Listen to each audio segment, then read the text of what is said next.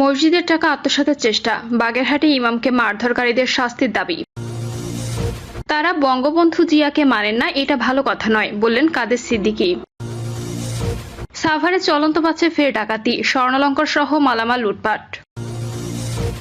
জানাবো 5 পুলিশ আহত, ছুরিকাঘাতে ব্যবসায়ী নিহত, অভিযুক্ত তরুণকে পিটিয়ে হত্যা করল জনতা। এবং সর্বশেষ জানাবো কর্মস্থলে যোগ দিতে ঢাকায় ফিরছে মানুষ। শুনছিলেন সংবাদ শিরোনাম, এবারে বিস্তারিত।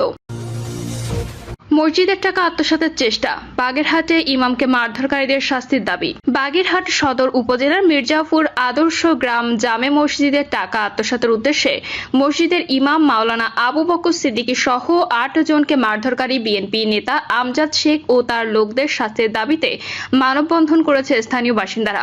এ সময় আদর্শ গ্রাম জামে মসজিদের সভাপতি ইয়াসিন হাওলাদার, কোষাধ্যক্ষ সোহেল তরফদার, স্থানীয় ব্যবসায়ী সোহেল ফকির, সোহাগ শেখ, ফিরোজা বেগম প্রমুখ বক্তব্য দেন।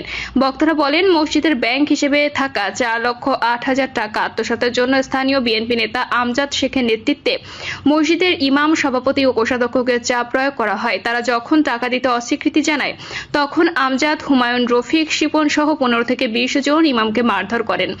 এর প্রতিবাদ করলেও আরও 7 জন মুসল্লিকে মারধর করেন হামলাকারীরা। বিষয়টি নিয়ে মামলা হলেও এখনো পর্যন্ত পুলিশ কোনো আসামিকে আটক করেনি। অতি দ্রুত আসামিদের গ্রেপ্তার করে আইনের আওতায় আনার দাবি জানান বক্তারা। এ বিষয়ে বাগেরহাট মডেল থানার ভারপ্রাপ্ত কর্মকর্তা মোহাম্মদ মাহমুদ উল হাসান বলেন, ইমাম ও মুসল্লিদের মারধরের ঘটনায় একটি মামলা হয়েছে।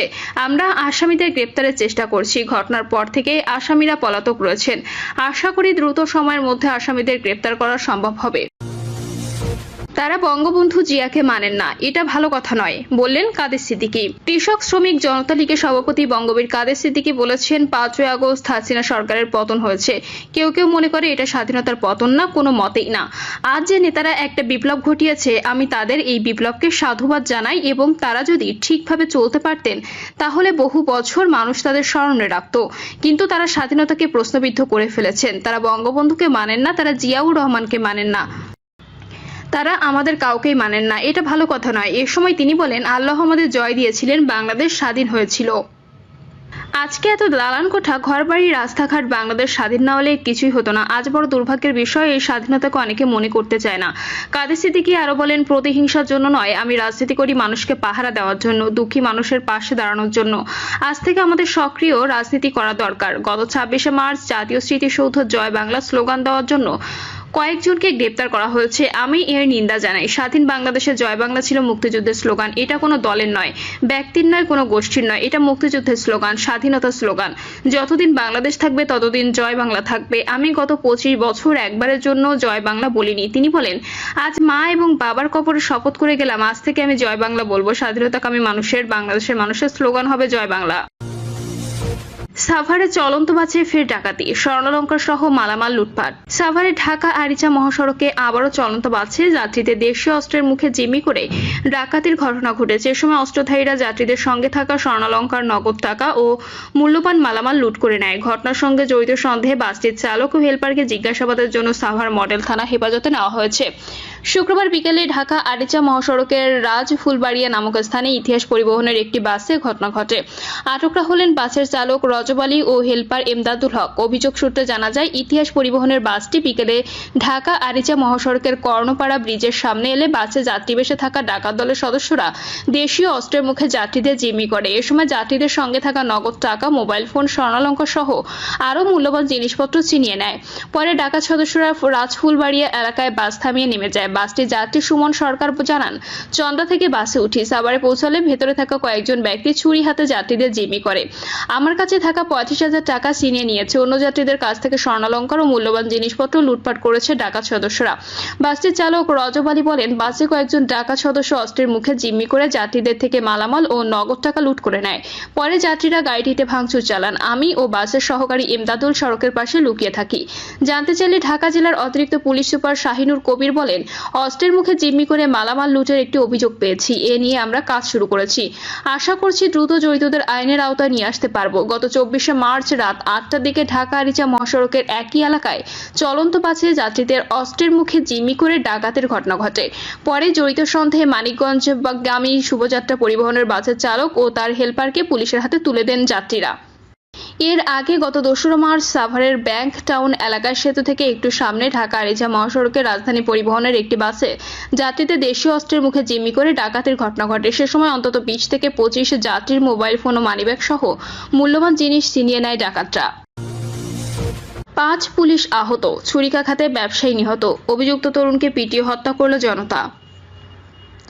রাজশাহীর বাগমারায় এক মাছ ব্যবসায়ীকে ছুরিকাঘাতে হত্যার ঘটনায় অভিযুক্ত তরুণকে পিটিয়ে হত্যা করেছে স্থানীয় বিক্ষুব্ধ জনতা।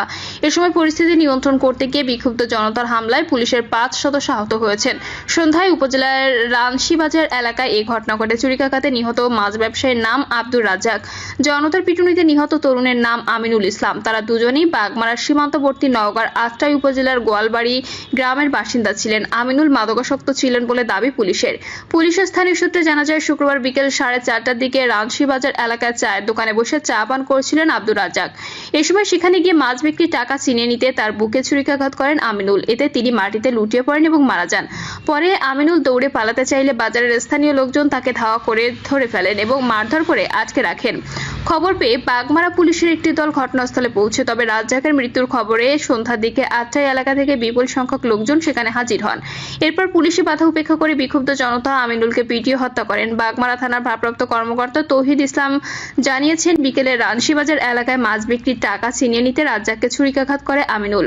পরে বাজারের লোকজন আমিনুলকে ধাওয়া করে ধরে ফেলেন এবং মারধর করেন। তিনি আরও জানান, খবর পেয়ে বাগমারা পুলিশের একটি দল ঘটনাস্থলে পৌঁছে কিছুক্ষণ পরে প্রায় 1,500 স্থানীয় মানুষ বাজারে ছুটে এসে পুলিশ সদস্যদের উপর হামলা চালায়। তারা আমিনুলকে ধরে ফেলে এবং পিটিয়ে হত্যা করে। বিক্ষুব্ধ জনতাকে শান্ত করতে গিয়ে পুলিশের 5 সদস্য আহত হন। আইনি প্রক্রিয়া শেষে মরদেহগুলো স্বজনদের কাছে হস্তান্তর করা হবে। রাজশাহী জেলা পুলিশের অতিরিক্ত পুলিশ সুপার রফিকুল আলম জানান, দুজনেই আগে থেকে পরিচিত এবং একই এলাকার মানুষ। অভিযুক্ত আমিনুল মাদকাসক্ত ছিল। বিক্ষুব্ধ জনতার পিটুনিতে তার মৃত্যু হয়। পুলিশ সদস্য আহত হওয়ার বিষয়টি তিনি শুনেছেন। তদন্তের পর এ বিষয়ে আরও নিশ্চিত হয়ে বলা যাবে। কর্মস্থলে যোগ দিতে ঢাকায় ফিরছে মানুষ। গ্রামে পরিবার পরিজনের সঙ্গে ঈদ উদযাপন শেষে রাজধানীতে ফিরছেন কর্মমুখী মানুষ। দেশের মধ্যাঞ্চলের মানুষ স্বস্তিতে ঈদের ছুটি কাটিয়ে ঢাকায় ফিরে কর্মস্থলে যোগ দিতে ব্যস্ত। ফেরা মানুষদের কেউ কেউ সরাসরি অফিসে যাচ্ছেন, আবার কেউ কেউ পরিবার বাসায় রেখে কর্মস্থলে যোগ দেবেন। কিশোরগঞ্জে সপরিবারে ঈদ করে ঢাকায় ফিরেছেন সৈয়দ অদিত। তিনি বলেন, ফজরের আজানের আগে রওনা দিয়েছি, সকালে বের হওয়ার রাস্তায় ফাঁকা পেয়েছি, পরিবার বাসায় রেখে অফিসে যাব। ময়মনসিংহ ঢাকাগামী এনা পরিবহনের মহাখালী বাস টার্মিনালের কাউন্টারের ম্যানেজার মোহাম্মদ তুষার বলেন, শুক্রবার অনেক যাত্রী ঢাকায় ফিরেছে, আজও একই অবস্থা হবে। ময়মনসিংহ থেকে ছেড়ে আসা বেশ কয়েকটি বাস ইতিমধ্যে ঢাকায় পৌঁছেছে। যাত্রীরা বেশ স্বস্তিতে ফিরতে পারছে। মোটামুটি কাল দুপুর পর্যন্ত বাড়ি থেকে ফেরার লোকজনের চাপটা থাকবে। প্রিয় দর্শক, এই ছিল এখনকার সর্বশেষ সংবাদ। আপডেট সব সংবাদ পেতে চ্যানেলটি সাবস্ক্রাইব করে বেল আইকনটি ক্লিক করে রাখুন।